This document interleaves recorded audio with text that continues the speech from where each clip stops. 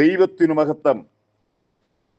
യേശുക്രിസ്തുവിന്റെ വീണ്ടും വരവും പ്രവചന പഠനമെന്ന 178 ഭാഗത്തേക്ക് ഏവരെയും പ്രാർത്ഥനയോടെ ക്ഷണിച്ചുകൊള്ളുന്നു.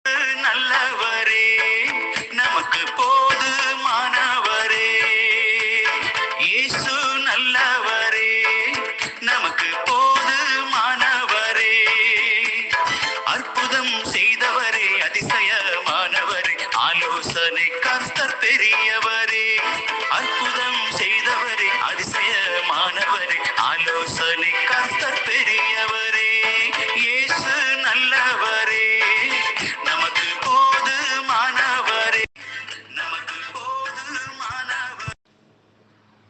ഇസ്രായേലിന്റെ ഒന്നാമത്തെ രാജാവേ, അദ്ദേഹത്തിന്റെ രാജ്യത്വം നഷ്ടപ്പെടുന്നു. അദ്ദേഹത്തിന്റെ മരണം. ശൗലിന്റെ പരാജയത്തിന്റെ ചില കാരണങ്ങളെ അവൻ യഹോവയോടെ അതിക്രമം ചെയ്തു. 1 ദിനവൃത്താന്തം 10-ാം അധ്യായത്തിന്റെ 13-ാമത്തെ വാക്യം. രണ്ടാമത്തെ ഭാഗം, രണ്ടാമത്തെ വിഷയം എന്ന് പറയുന്നത് പുരോഹിതന്മാർ മാത്രം നടത്തേണ്ട ഹോമയാഗം ശൗൽ നടത്തി. രാജാവായിരുന്നാലും പ്രവാചകനായിരുന്നാലും പുരോഹിതന്മാര് ചെയ്യുന്ന ആത്മീയ ശുശ്രൂഷ വേറെ ആർക്കും ചെയ്യുവാൻ അനുവാദമില്ല. ചെയ്താൽ ശിക്ഷ ഭയങ്കരമായിരിക്കും എന്ന് ഈ ക്ലാസ്സിലൂടെ ഞാൻ ഓർപ്പിക്കും. ഉസിയ രാജാവ് എന്ന് പറയുന്നത് വളരെ പ്രബലനായ ഒരു വ്യക്തിയായിരുന്നു. ചുറ്റുമുള്ള രാജ്യക്കാർ അവനെ ഭയപ്പെട്ടിരുന്നു. അവരുടെ കപ്പം ഉസിയ രാജാവിന്റെ പക്കൽ കൊണ്ട് കൊടുക്കുമായിരുന്നു. അത്ര ഭയപ്പെട്ടു. 2 ദിനവൃത്താന്തം 26-ാം അധ്യായം 16-ാമത്തെ വാക്യം. അവൻ പ്രബലനായപ്പോൾ അവന്റെ ഹൃദയം നാശത്തിനായി നിഗളിച്ചു. ഉണ്ടാകുന്ന ഏറ്റവും വലിയ പരാജയമാണ് നിഗളം. ദൈവത്തിന് ഏറ്റവും വിരോധമുള്ളതായ ഒരു കാര്യമാണ് നിഗളം. നമ്മൾ വിചാരിക്കും വലിയ കാര്യമൊന്നുമില്ല, പക്ഷേ ശുശ്രൂഷ പരാജയപ്പെടുവാൻ അതിനു മുമ്പേ വരുന്നതാണ് നിഗളം. ലൂസിഫർ എന്ന് പറയുന്നത് അവന്റെ സൃഷ്ടിയെപ്പറ്റി നമുക്ക് ചിന്തിക്കാൻ പറ്റാത്തവണ്ണമായിരുന്നു. പക്ഷെ അവന്റെ ഉള്ളിലും നിഗളം കയറി. അതോടുകൂടി ആ സ്ഥാനത്ത് നിന്ന് അവനെ അടിച്ചു മാറ്റി. എനിക്കൊന്ന് ചെറിയൊരു സന്ദേശം പറയാനായിട്ടുണ്ട്. ആത്മീയ മണ്ഡലത്തിൽ നിഗളം കയറിക്കഴിഞ്ഞാൽ അവൻ പരാജയപ്പെട്ടു എന്ന് നാം ചിന്തിച്ചാൽ മാത്രം മതി. അധികം നാളെ ശുശ്രൂഷ മുന്നോട്ട് കൊണ്ടുപോകുവാൻ പറ്റുകയില്ല. ഉസിയ രാജാവ് ഇത് ധൂപം വീട്ടുവാൻ ധൂപപീഠത്തിനടുക്കൽ വന്നപ്പോൾ 80 പുരോഹിതന്മാർ തടഞ്ഞു. പക്ഷേ അവൻ അവിടെ വെച്ച് കോപിച്ചു. കാരണം പുരോഹിതന്മാർക്കറിയാം ഇത് മഹാപാപമാണെന്ന്. കോപിച്ചു. ഇവിടെ പറയുന്നത് അവന്റെ നെറ്റിമേൽ കുഷ്ഠം പൊങ്ങി.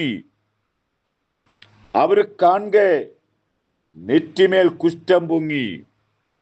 നെറ്റിമേൽ കുഷ്ഠം പൊങ്ങി അവനെ സ്ഥാനത്ത് നിന്നും മാറ്റി. അവൻ ലോകത്തോട് വിട പറഞ്ഞു.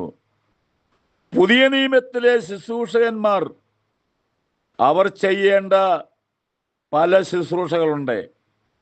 അത് വിശ്വാസികൾ കയറി ചെയ്യരുതേ എന്നുള്ളൊരു കാര്യം കൂടെ ഞാൻ ഓർപ്പിക്കുകയാണ്. ദൈവം പുതിയ നിയമത്തിൽ ശുശ്രൂഷ വൃന്ദങ്ങളെ ഏൽപ്പിച്ചിട്ടുണ്ട്. അവരവരുടെ ജോലി ചെയ്യും. ഒരിക്കലും മറ്റുള്ളവർ കയറി, അല്ലെങ്കിൽ സഭയിലെ പ്രധാനപ്പെട്ട ആളുകളാണെന്ന് അഭിനയിച്ചടക്കുന്ന ആളുകളാണെങ്കിലും അവർക്ക് ചെയ്താൽ ശിക്ഷയായിരിക്കും എന്നും കൂടെ ഓർത്തുകൊള്ളുക. മൂന്നാമത്തെ ഭാഗം എന്ന് പറയുന്നത് 1 ദിനവൃത്താന്തം 15-ാം അധ്യായത്തിന്റെ 1-ാമത്തെ വാക്യം മുതൽ നമ്മളെ അത് മുഴുവൻ പഠിക്കണം. അമാലേക്യരെ പൂർണ്ണമായി നിഗ്രഹിക്കാൻ പറഞ്ഞു. അമാലേക്കിന്റെ ഒന്നും എടുത്തുകൊണ്ടുവരാനും പാടില്ല. അമാലേക്യരൊന്നും ദൈവത്തോടും ദൈവജനത്തോടും ശത്രുക്കളാണ്. അവിടെ ശത്രുക്കളായിരിക്കുന്നവരുടെ ഒരു വസ്തുവകയും കൊണ്ടുവരാനായിട്ട് പാടില്ല. ശൗലി ചെയ്ത് എന്താന്ന് ചോദിച്ചു കഴിഞ്ഞാൽ, കൊടുത്തതിനെയും തടിച്ചതിനെയും കൊട്ടാരത്തിൽ കൊണ്ടുവന്നു. ദൈവഹിതമില്ലാത്ത ഏതെങ്കിലും നമ്മുടെ കയ്യിലുണ്ടെങ്കിൽ, നമ്മുടെ കൈവശമുണ്ടെങ്കിൽ,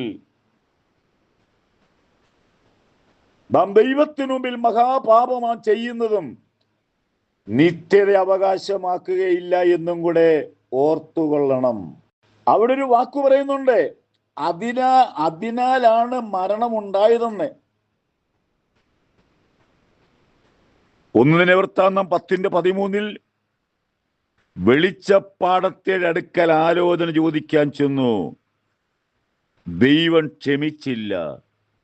ദൈവത്തോട് ആലോചന ചോദിക്കുന്നതിന് പകരം അന്ധകാര ശക്തിയെ സേവിച്ച് വെളിച്ചപ്പാടിന്റെ ആത്മാവിനാൽ ജീവിക്കുന്ന വെളിച്ചപ്പാടത്തെ അടുക്കൽ ആലോചന ചോദിക്കാൻ ചെന്നത് അത് മഹാപാപമായി പോയി.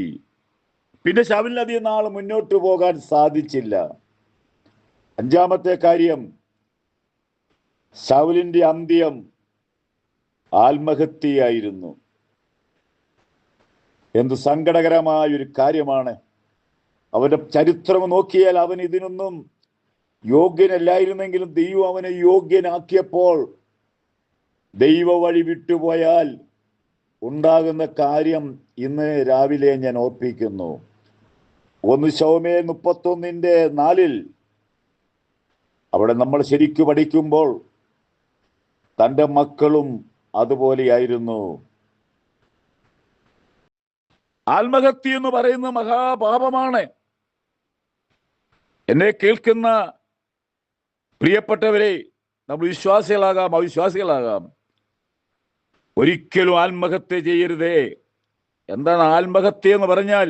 ആത്മാവിനെ നശിപ്പിച്ചു, നിത്യതയിൽ പോകാൻ കഴിയാതെ വണ്ണം ആത്മാവിനെ നശിപ്പിച്ചു.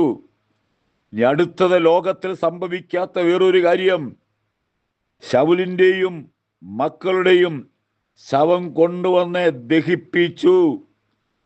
കാരണം ഒരു കാരണവശാലും പഴയ നിയമ വിശ്വാസികളായിരുന്നാലും പുതിയ നിയമ വിശ്വാസികളായിരുന്നാലും ശവസംസ്കാര ശുശ്രൂഷ എന്ന് പറഞ്ഞിരിക്കുന്നത്, എന്നാൽ ഈ മനുഷ്യനെയും മക്കളെയും ദഹിപ്പിച്ചു.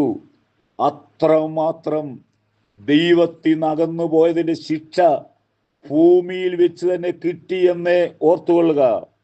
നമ്മുടെ കർത്താവ് പറയുന്നുണ്ട്, ദൈവത്തെ മറന്നാൽ ഞാൻ കീറിക്കളയും, വിടിവിപ്പാൻ ആരും ഉണ്ടായിരിക്കയില്ല. എൻ്റെ വാക്കുകളെ ഇവിടെ തൽക്കാലം അവസാനിപ്പിക്കുന്നു. തുടർന്നും ക്ലാസ് എടുക്കുവാൻ ആഗ്രഹിക്കുന്നു. ആയിരങ്ങൾ യേശുവിനെ അറിയുക, അനേകർ യേശുവിൻ്റെ വരയിൽ പോകാൻ തയ്യാറാകുക, ഭാരതത്തിൽ ഉണർന്നു വേണ്ടി പ്രാർത്ഥിക്കുക, ഭാരതത്തിലുണ്ടാകുന്ന ദുരന്തങ്ങളെ അറിഞ്ഞ് ദൈവമക്കൾ ഇനി ഉണ്ടാകാതിരിക്കാൻ വേണ്ടി പ്രത്യേകം പ്രാർത്ഥിക്കുക എന്നുള്ള ആഹ്വാനത്തോടെ എൻ്റെ വാക്കുകൾ ചുരുക്കുന്നു. ദൈവം നമ്മളെ അനുഗ്രഹിക്കട്ടെ.